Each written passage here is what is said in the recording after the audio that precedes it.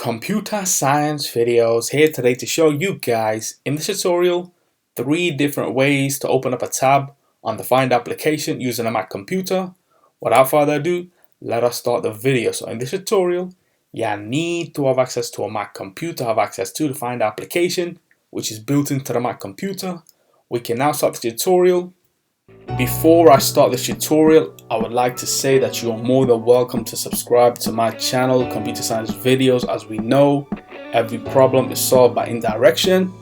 You can also follow my Twitter account. We are trying to grow as fast as ever. I'm on TikTok. We post videos here and there. Follow my page on Facebook.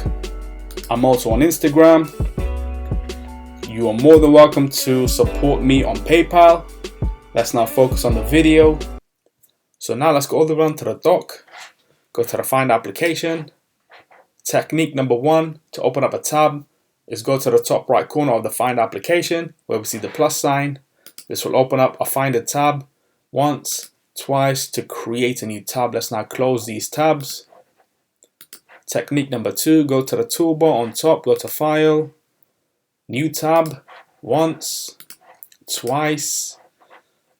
Let's close those tabs. So that's technique number 2. Now technique number 3 involves us using a keyboard shortcut. If we hold down Command and T, T for tab, this will open up a new tab.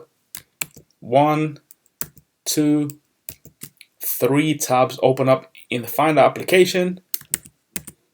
Command W to delete those tabs. We can now close Finder.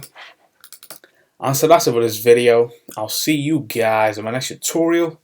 Thanks for now.